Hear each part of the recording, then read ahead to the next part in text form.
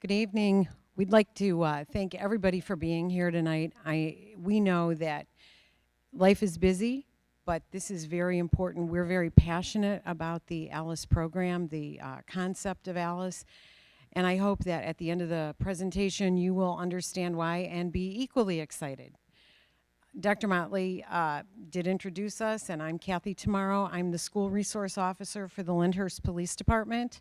And I am in your schools. I know quite a few of the students. I'm lucky enough to get to work with students, maybe not so many at the lower elementary, but I do get into Sunview as often as possible.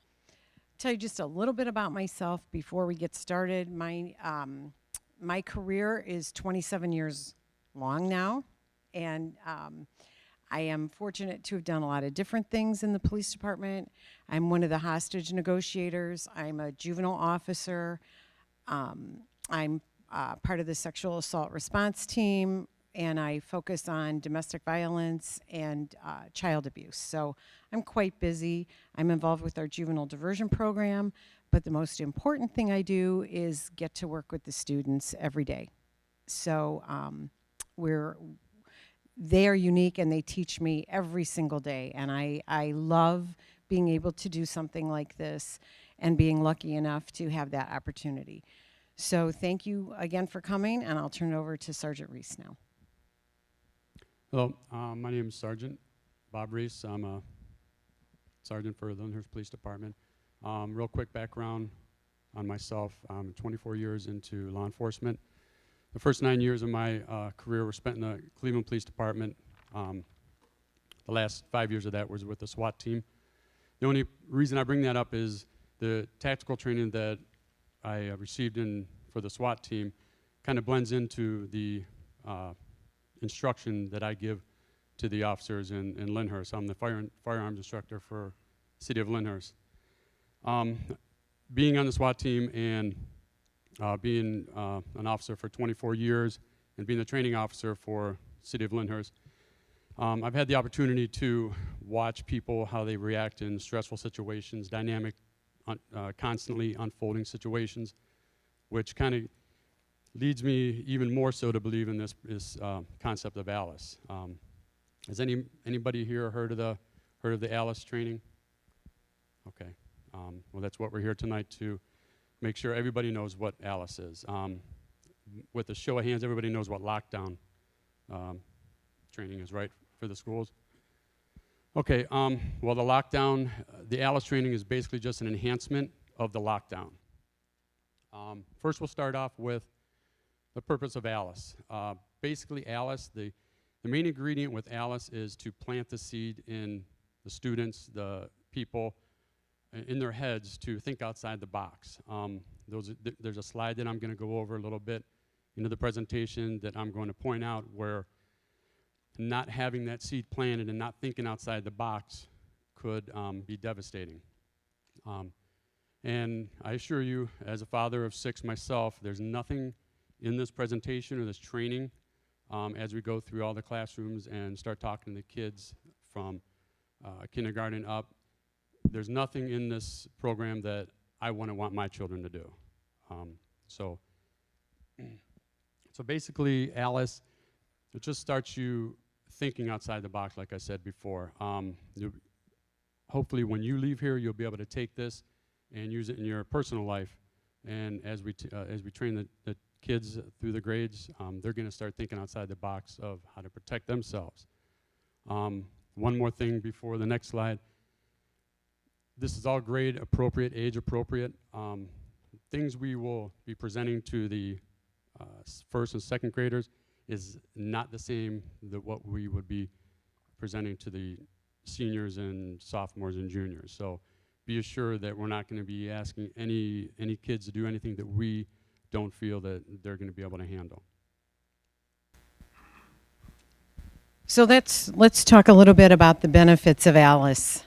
A.L.I.C.E, as Sergeant Reese said, it's an enhancement to the alert and lockdown. It allows us options. It gives a different way to react to a variety, allows people to react to a situation in a variety of ways. It's proactive. It's not reactive. We're giving guidance prior to something that may occur. It's also adaptable, and this is probably one of the features I like the most about A.L.I.C.E. I think anybody here would say that things are a little different today. Travel is a little different. We all observe things, or we're all more observant than perhaps we used to be. And I think after you see this presentation, you'll be pretty comfortable with the fact that this can be taken anywhere. It can be used in the sky, it can be used in a restaurant, a movie theater, anywhere. It's adaptable. It goes where you go. It's knowledge. That's what we're giving you. So at the end of this, hopefully, you'll feel pretty comfortable about that as well. So this number is going to come up again. And if we told you, say you have a business, and we told you that you could increase your productivity and your profits by 80%, who really wouldn't be interested in that, right? We all would. So I want you to remember that 80% number, because we'll be coming back to that at the end of the presentation. Okay, so I'm sure everybody in this room at one time or another in their life has heard the 3 basic reactions to fear every human has: fight, flight, or freeze. Out of the 3, basically lockdown is the freeze. That's all we kind of knew back in the beginning of all this when these incidents started to occur. I think the most notable one is Columbine in '99. That's all they knew. That's the only response they had. And I'm going to go over a slide to show you how, like I said before, how that one option to fear was a downfall to the part of Columbine there. So out of lockdown, out of the 3 basic reactions to fear, which of the 3 do you think mostly resembles lockdown? Which obviously is freeze. So basically, A.L.I.C.E. is giving you all 3 of those back. We're not just saying the kids have to freeze. We're giving the teachers and the students all their basic reactions of fear back.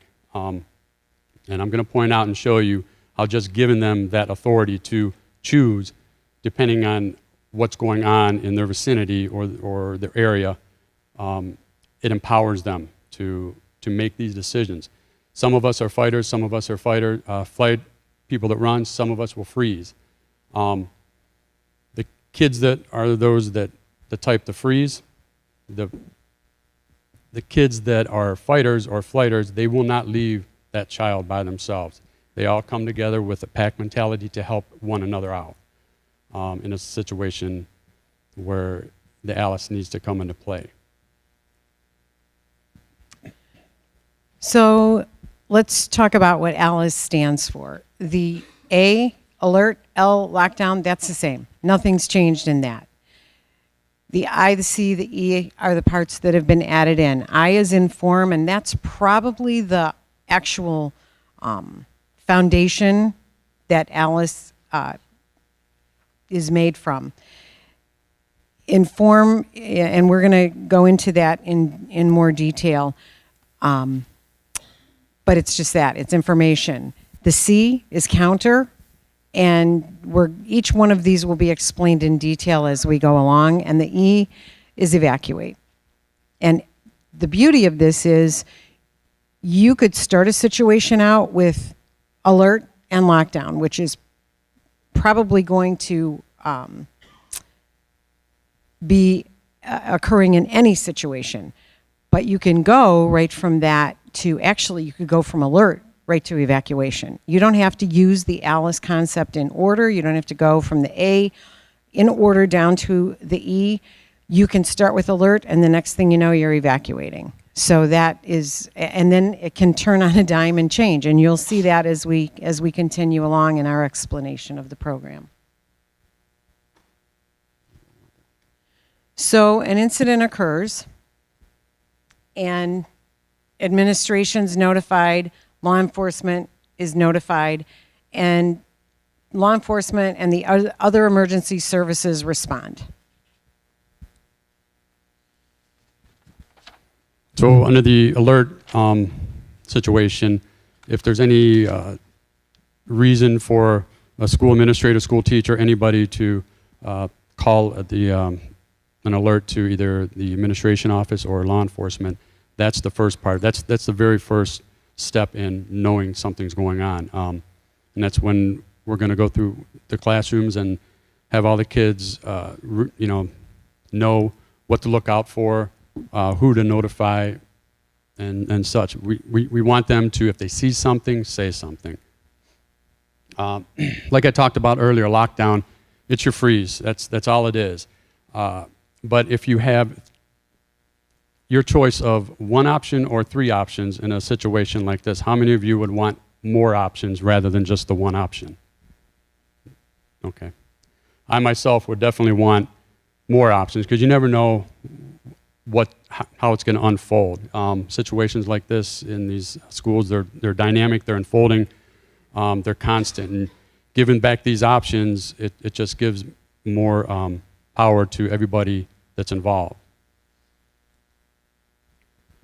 So for lockdown, there's a couple questions that had to be asked when they were first starting to implement the lockdown. So how does lockdown as a procedure interfere with the goals of the shooter and the skill level of the suspect to achieve them? Well, if you're in a lockdown and the subject is in the building, and everybody's in a lockdown, huddled in a corner or hiding in a corner, that person comes into the room, how much skill does that intruder need to create victims? Not very many. Everybody in that room is stagnant, they're hiding, they're waiting. What are the benefits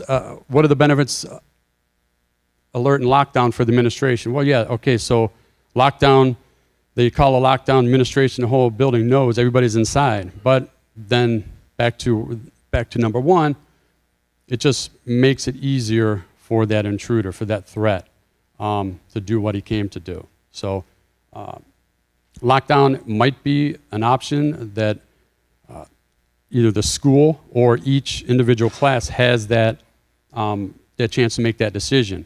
And we'll go over a slide here of how a certain part of the building might be a warm zone, where the other part of the building might be a hot zone. Well, obviously, if it's a hot zone, you're going to do the lockdown. But the other part, the warm zone, if there's other options available to you, then we're going to teach them how to utilize those other options. So basically, lockdown counts on the inability of the suspect to reach the victims.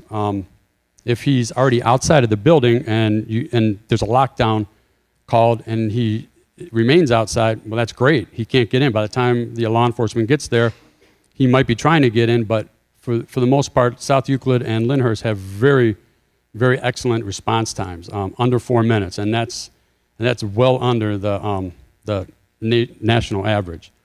So lockdowns would be great in that situation, but 99% of the time, the person that's coming to create the situation, they're already known to the building. They're not causing any alarm to people. It's once they come in the building, which they're going to be allowed to come in, that's when they're going to start doing what they have come to do. So right then and there, the lockdown is not really the most efficient option at that point because he's already in the building. She's already in the building. So that's why the other options that we're going to provide could be utilized. So this will probably be the one of the first slides that will really make this come to life. And can you go back to that slide? Oh, I'm sorry. That's okay. Thank you. So if you look up on the screen, you see 4 different colors. There's red, there's green, there's blue, and there's yellow. When someone comes into the building that causes concern, and in the area that they're at right there, the red zone then would go into lockdown. and that is what would be considered the hot zone. But if your children are in blue or yellow or even green, there would really be no reason for them to stay in those zones because that's not where the concern is, correct? There's a set of stairs on each side of the hallway in each one of those locations. And the information piece is going to assist with making good decisions because it's going to, someone is going to be announcing where the concern is at that time. So that's going to lend for good decision making. On the other hand, let's say you're in the green zone and you're going down those stairs and the situation changes and that concern heads toward the green zone, then you're going to be told, and at that point in time, you have decisions to make as well. So that's how this changes. You could have, you could be evacuating here, and then because of the information that you're receiving, gives you knowledge to know what the best course of action is. And like Sergeant Reese is going to tell you in a little bit, with the with Superintendent Reed, Dr. Motley, and their staff, using this concept, it also gives them the authority. So this, I don't know about you, but I would be telling my children, if you're in the blue or the yellow, absolutely, in a situation like that, head out. And the teachers, the teachers that went through this, all of the teachers, they just really, really like the whole concept. So they're really, I think, looking forward to, having this put into place to be able to make those types of decisions. And we're looking forward to working with the children. So the two questions: is there anything we can do to increase our odds, and do we need to create a whole new response to these? And the answer is yes and no. There is something we can do, and we don't need to create a whole new response. We just need to enhance what we've already got. So just by increasing our odds of survival, that's just giving the other two basic instincts to fear, which is your fight or flight. So that's what that question is referring to. And then do we need to create a whole new response to threats? Well, no, because we're all born with them. We're all ingrained with the fight, flight, or freeze, and that's all we're doing here with this A.L.I.C.E program is giving those other reactions to fear back.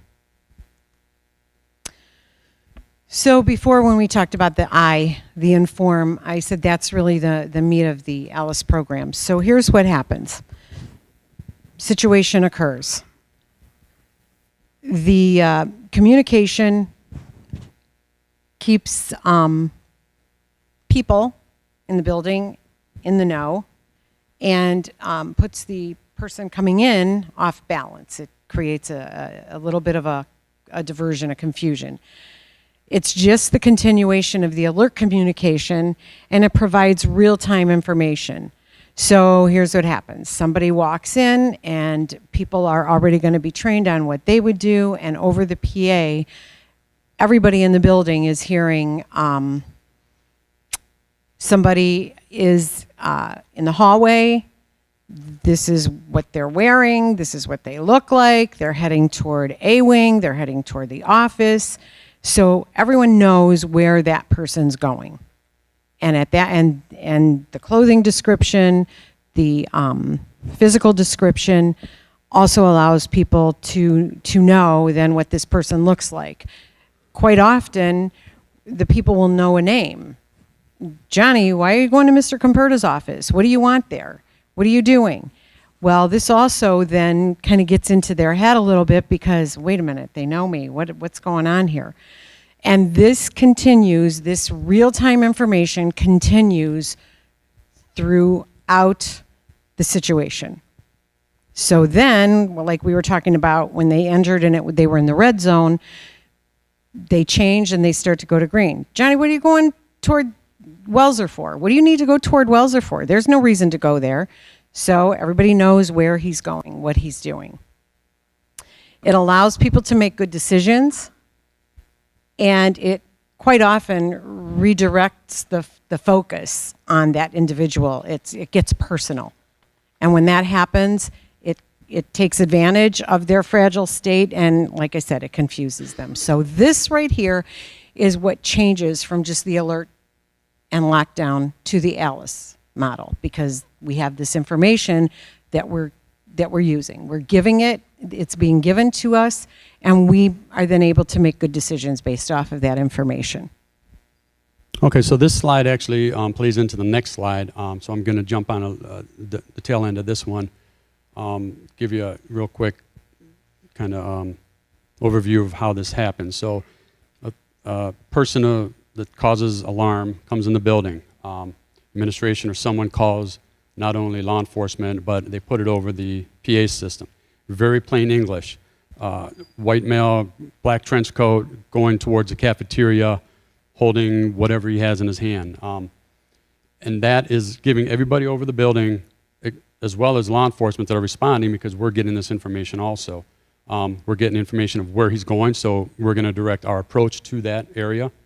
And like Kathy was saying about talking to them if they're known. What this does is this gets in their psyche. These people that come to do this type of thing in these schools or in places of employment or anywhere, movie theaters nowadays, they already have this planned out. They've spent days, weeks, hours, months, a lot of times. Some of them even walk through the whole situation. And they think in their mind, well, this is going to happen the way I have it planned out.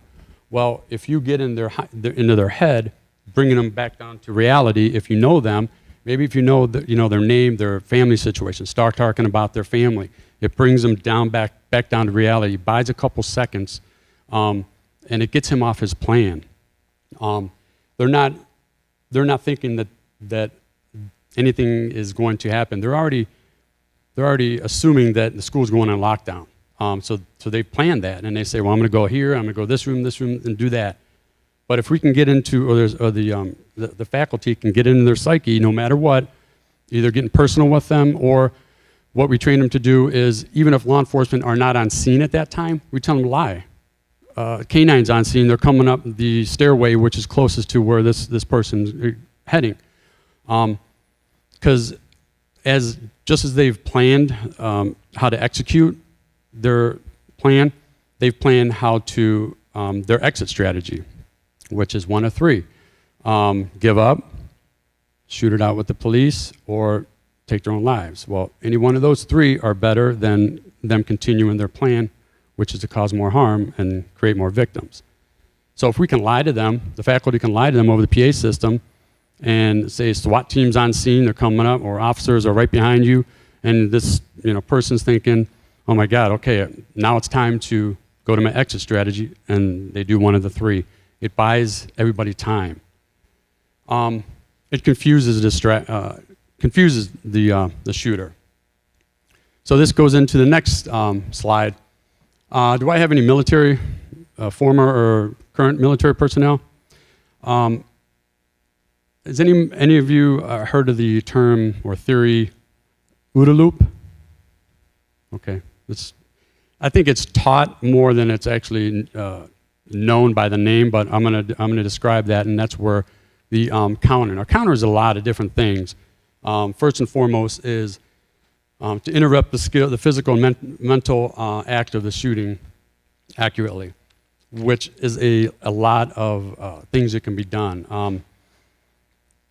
If there's any avid shooters in here, to make that very accurate shot, there's a lot of things that come into play. Trigger pull, trigger management, sight alignment, breathing comes into play sometimes. So if you can disrupt any of that, and that's all we're doing is going to teach the kids very non-intrusive acts to try to disrupt that. And once you can do that, it just makes it harder for that person to do what he came to do, and buys time for law enforcement to get there. So OODA loop. OODA loop was a theory that was developed by Colonel John Boyd in the 50s, I believe. He was a United States Air Force colonel. Then he became a strategist for the United States Air Force. And even today, countries all over the world, military all over the world, still use his concept in their strategy how to fight. Basically, the human mind, for every action a human mind has to make, they have to go through this loop. You have to observe, you have to orient, you have to decide, and you have to act. If at any time that loop, the OODA loop, is disrupted, whether it be throwing things at the person, locking the door, barricading it with desks or anything, that person has to readjust, has to go back. He has to reobserve, reorient, redecide, and react. So basically what we teach and what Colonel John Boyd theorized is a constant bombardment to disrupt that OODA loop pattern is going to buy time. It's going to get them off their plan. For instance, if someone comes in this door right here, every single one of you has either a stapler, a monitor, purse. Women, I've seen some of your purses, and they're pretty heavy. This person comes in this door, and I don't know how many, I'm seeing about 25, 30 people start bombarding this person as that person comes in the door. Well, it's not only is it going to get him off his game, he's going to back off, and he's going to go to the next room that's easier to get into. That's just human nature. They're not expecting it. They're not expecting, I mean, just try to mentally think of getting hit in your head with a stapler. I don't know why that sticks in my head, but the stapler really hits home to me with the sharp edges and the weight of it. So just think of everything being thrown at this person. And that's just one part of counter. Barricading the doors, we go through and show the kids and the faculty, they've already been trained on this, how to barricade it with simple stuff. Either belts, computer cords, chairs, anything, just to buy time.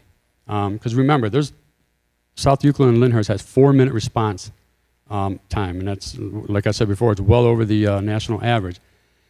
And the training that we do on the other hand of this A.L.I.C.E. that I do for our officers, we train, and I put on a scenario every year at a different building throughout the city, how we as law enforcement respond to situations like this. And it's no longer like in Columbine, they got there, they surrounded the building and they waited for SWAT. That no longer happens. Then they went to what's called a quad entry, where the first 4 officers on scene, they go into like a diamond and they just go towards wherever the threat is with your point, your rear, and your 2 flank officers. That's no longer. What the nation is going with now is first officer on scene, first officer in, and that officer is sprinting to wherever that threat is. And if there's, South Euclid has gone through this training, and all the other surrounding communities have been gone through this training also. So they know, and it's over the radio. We all share the same radio frequency, and we can hear what's going on with the other cities. So we know if one officer's on scene or who and where they went, what side of the building and such. So there's no more waiting. If we get called as a situation, we're in there under that 4 minutes, hopefully. So basically, the counter, like I went over a little bit about barricading and locking the doors and just using simple stuff in the room. Also, what we do is we go through each classroom and we give the teachers suggestions of how to set up the room, which would better benefit them in a situation like that. For instance, if this is their door over here and this filing cabinet is right here, it would make more sense to have this filing cabinet right next to the door so you can just tip it over rather than have to drag that all the way over, right? Just simple stuff like that. That's all, we go and we give them options or suggestions of how to lay out their rooms. So continuing with the counter, you don't just sit and wait. You're ready to take some action, and any action that you take is better than nothing. Just like Sergeant Reese said, you throw any objects, books, staplers, anything. It doesn't matter. And I can tell you, he is absolutely right. When these things start coming at you, even in our little practice scenario, I had the misfortune to be one of the people entering a classroom.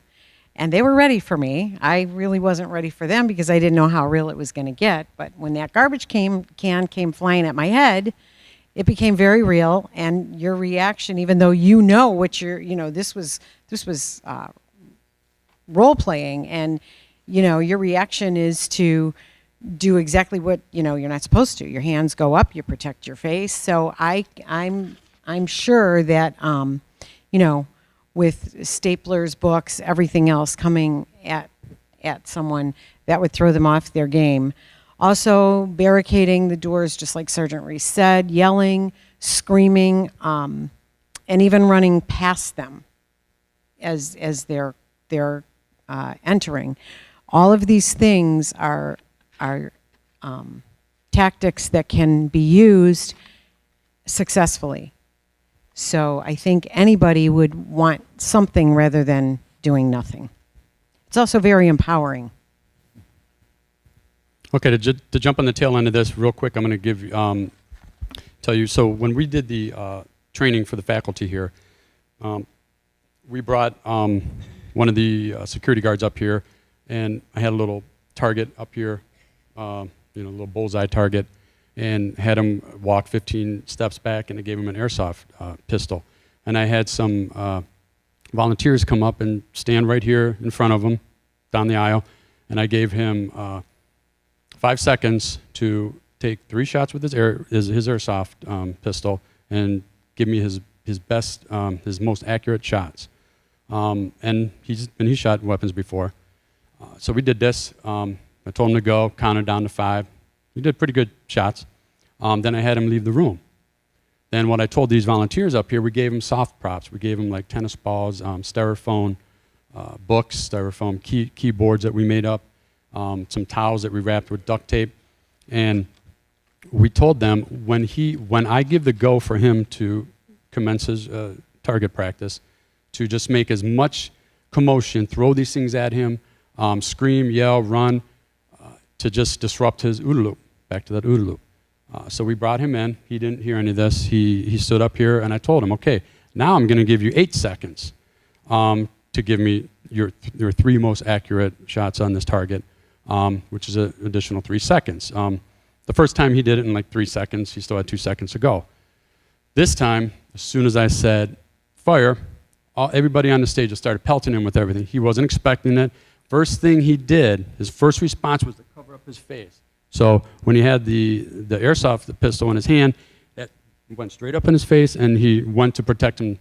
And that's just your basic instinct, to protect your face. I'm sure we've all been in some of us have been in situations where either fights, wrestling, or having something thrown at us, or the first reaction you do is you go to cover your face, because your eyes is the first thing that you try to protect. So now we go to evacuate, the E in A.L.I.C.E. If the suspect can't find you, he can't hurt you, right? It's very simple. If you're not in the room, he can't hurt you. Basically, all we're doing is providing students and teachers with the ability and authority to evacuate. Now here, I'm going to talk about Patty Nielsen. Does that name ring a bell for anybody in here? I don't suspect it would, but I'm sure Columbine, everybody here knows, except maybe not the younger kids, but everybody here remembers Columbine, I'm sure. Patty Nielsen was a librarian at Columbine back when that incident occurred. Personally listening to her 911 tapes to the dispatch, students were coming up to her, and it was a room about this size, your regular library in a school, doors, exit doors. Even in the tape, the audio tape, the 911 audio tape, the dispatcher's telling Patty Nielsen, have the kids get under the desk. Just have them get under. The SWAT team's outside. They're going to be coming in. Some of the kids, you could even hear them ask, Miss Nielsen, can we run out the door? There was a door just like that. And couple of them, she said, no, just get under the table. Then she started asking the dispatcher, can they run out the door? The dispatcher said, no, have them hide under the table. SWAT team's outside. Well, back then in 1999, all we had was lockdown. It's all we knew. This was all new to us. So the lockdown procedure was the only response we had to situations like this. So you can't really fault Patty Nielsen, you can't fault the dispatcher because they didn't know any better. They didn't have the ability and they didn't have the authority. But let me point this out to you.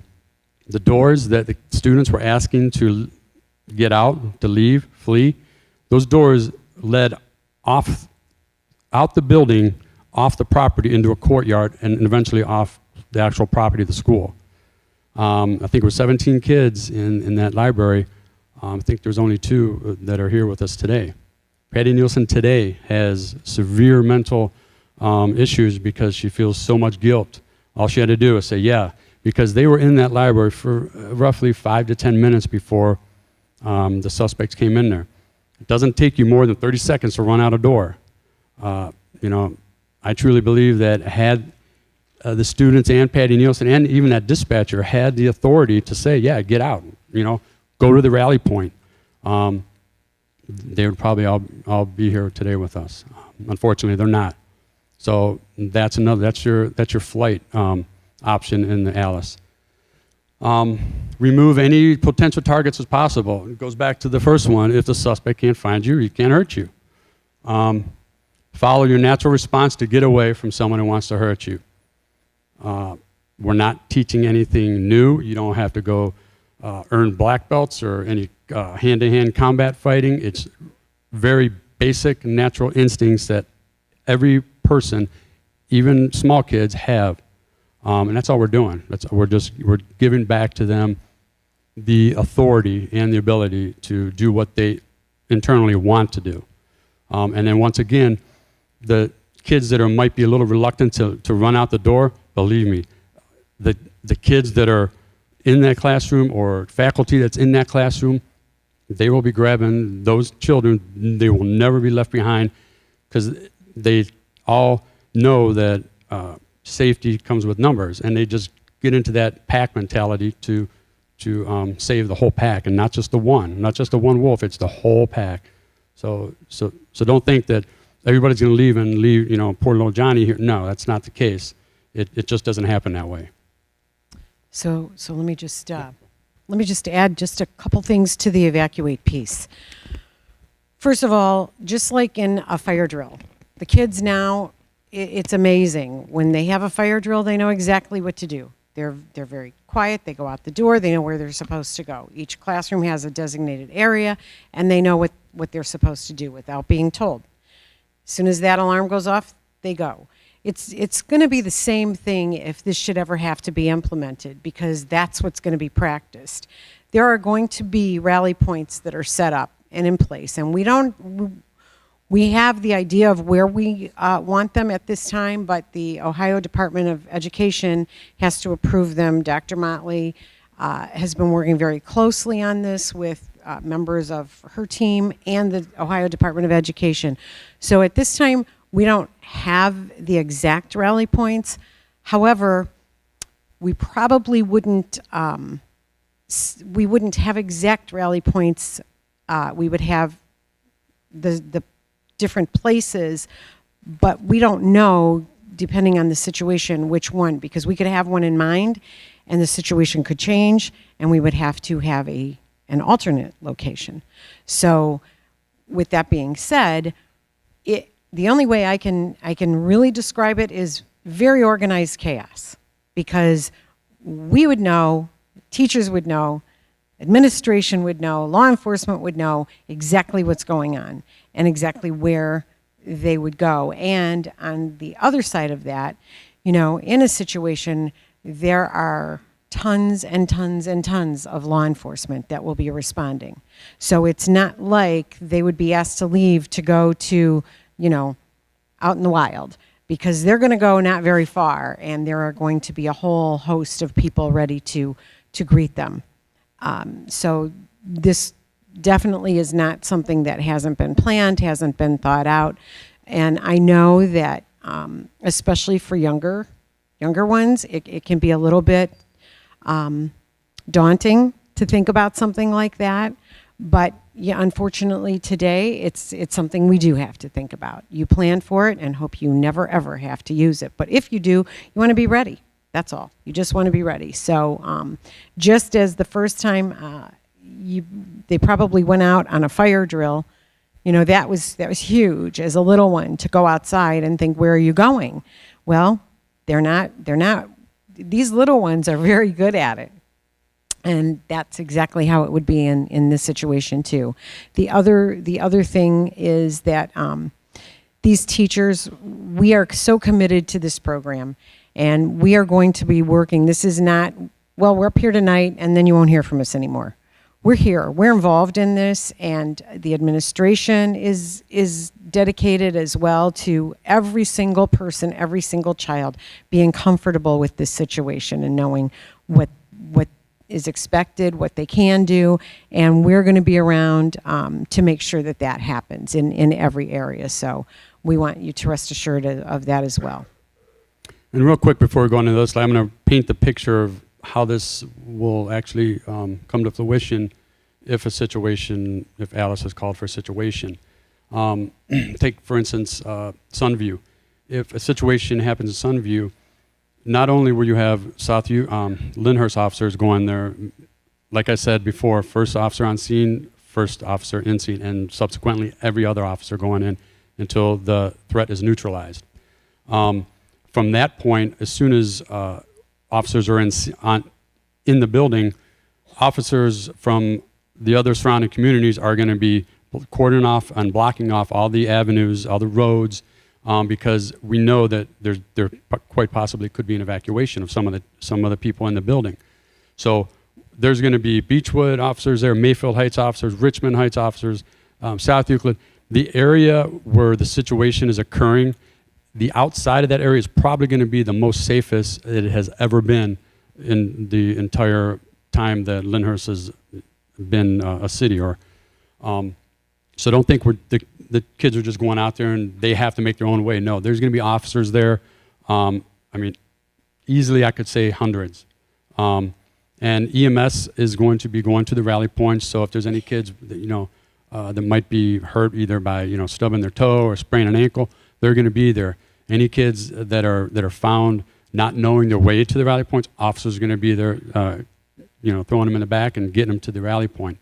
We're going to have buses for shelter. If the rally points that are decided are outside, which most of them should be, we're going to have buses going there to provide shelter, whether it be in the shelter from the sun or shelter from Ohio winters. So they're not just going to be huddled in a parking lot just waiting for mom and dad to come pick them up. There's a lot of planning that's involved in this whole evacuation part of Alice. And honestly, if someone would ask me, 5 years ago before I was trained for this Alice instructor, would you rather have your child inside the building where the threat is, or outside? Probably most likely safe, finding their way to the evacuation point. 100%, I would say I'd rather my child be outside, because kids are smart. They're not dumb. They know, like Kathy Tomaro said, with the fire drills. So there hasn't been a death in the United States involving a school fire since 1952, and they implemented the fire drills in 1952. Coincidence? Probably not. All right, so here, this is the basic second floor layout of Virginia Tech. If you remember the shooting at Virginia Tech College, I don't recall the year, I apologize, but I'm going to need my cheat sheet here. What would you do with it? I really don't know the exact path he took, but anyway. So Cho, what he did is he came up to second floor here. Also, this is going to play into that 80% that we talked about earlier in the presentation. So Cho came up in the hallway here. The one person that was in the hallway, person was shot and killed, unfortunately. And so here, before I start, look at the numbers up here. This is room 206, and the 14, that's 14 people in that room. And in 211, there was 19, and so on. 207 had 13. And then this is how many people were killed and wounded. So back to coming up here, Cho shot and killed this one. He went into room 211. They were doing the traditional lockdown. They were hiding. Out of the 19 people, look at how many he was able to kill, how many people he was able to hurt. Then he went over to room 206. Out of the 14 people in that classroom, there's 10 killed and 2 wounded. Then he went over here to 207. Oh, over here they were doing lockdown also. 207 out of 13, 5 and 6. Then if you go over here, room 204 out of the 19, look at how there's only 2. I mean, one's too many, but it's not 10, it's not 12. There's 2, and only 3 were wounded. You might wonder why the numbers, the fatality numbers were so low here. Well, the professor in this room was he was a 75-year-old Holocaust survivor. Last name is A.L.I.C.E, I believe. What he did, he was countering, he was barricading. He barricaded that door, him and the students barricaded the door with furniture or whatever was there. And he himself stood behind the door and held it while Cho was trying to come in. So of the 19 people in here, 17 of those people jumped out the window. Second floor, okay. And you might wonder who the 2 that were killed. Well, unfortunately, it was that professor that was holding the door from Cho coming in. And the very last student that was trying to jump out that second floor window was the second victim here. The 3 wounded, a sprained ankle, a broken leg, and I don't recall what the other one was. But I definitely would rather have a broken ankle than to be one of these right here. So after here, he actually once again tried to come into 207, but they barricaded the door at that time. So of these people that were these victims here, that was the first time he came in. Then he went into room 205. Now look at that, 12. 12 people in his room, 0 fatalities, 0 wounded, because they either did the barricade or they evacuated. So getting back to that 80%, in the rooms where they didn't use any tactics, you had 80% that did not fare so well. And in the rooms where they did employ some type of barricade tactic, 80% survived. So we do ask this question at the end of every presentation: which 80% do you want to be in? We want to be in the 80% that everybody's okay. So this is these are the basics of the A.L.I.C.E concept. We hope that you, along with us, feel that this is a great concept to be using. And if you have any questions, we'd be happy to answer those right now.